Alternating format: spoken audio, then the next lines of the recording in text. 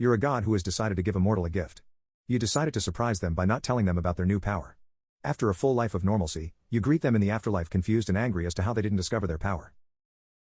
Tom was a normal guy. Normal in every way. Normal to the point of being bored out of his mind most days. That is why I decided to bestow upon him a great gift. I granted him the superpower of libido. Not normal libido, but super libido. He would be able to last longer than anyone would ever think possible. He could be ready at a moment's notice, could have as many moments as he wanted, and make any partner insane over how good he was. That is why I was so shocked when he never discovered his talent. Not once in his life did he ever experience that intense pleasure. Not once did he make anyone insane with lust. He didn't even take part in self-pleasure. So when I finally met him in the afterlife, I had to know how he had such inhuman restraint. Well, Tom started. At first, I felt some twinges, some deep urges to do something unholy. I almost gave in, but at that moment, my grandmother stopped by and informed me she had lost her home. Of course, I had to let her stay with me. She, being a homebody, never left the house and was always up for some idle chatter. The only time I had to myself was at night, but I knew she was just down the hall in a paper-thin walled house. It was really torture. What about when she passed? I asked. I thought she would live forever, but at the ripe age of 102, I finally had the place to myself. That night, I had invited the hottest girl home from the bar, and it was going really well until we started stripping. Clothes fell all over the place, and we were off to the races, when suddenly I smelled smoke. Who knew that Grandma had left her knitting a little too close to the automatic space heater? The first cold night of that year and the house was gone in minutes. We barely got out alive, and definitely not with our pride as the neighbors got to see everything laid bare. So Grandma blocked you again? I had to chuckle. Yep. And even worse was that insurance refused to cover it.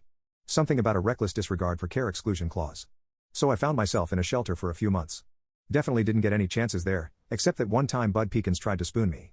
Let's just say that he'll have one foot in the grave before certain things descend again. Anyway, that was when I got an apartment.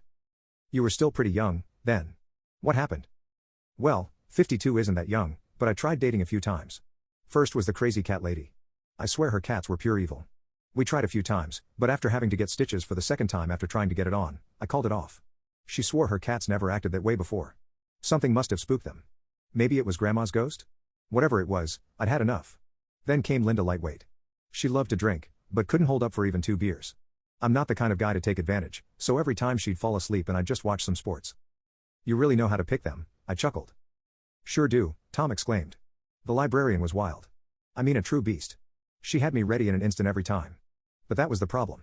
Turned out that I started having blood pressure issues by the time we started dating. 911 is not a number you want to have to call during fun time.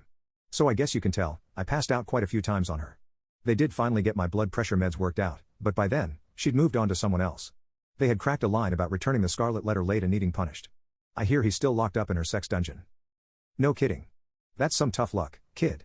Well, by then, I was in my early 60s, and prospects were starting to thin out.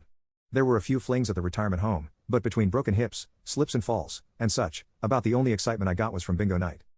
So you never did learn about the gift I gave you. That's so sad. Not even one time? Well, one night, a hot redhead came to visit her Gammy, but it turns out she likes her men with some gray in their hair. So after the movie and a few games of checkers, Gammy falls asleep, and we get busy. Things are going great, and I'm pressing all her buttons in all the right ways. And? I ask excitedly. And nothing. Massive coronary. So here I am.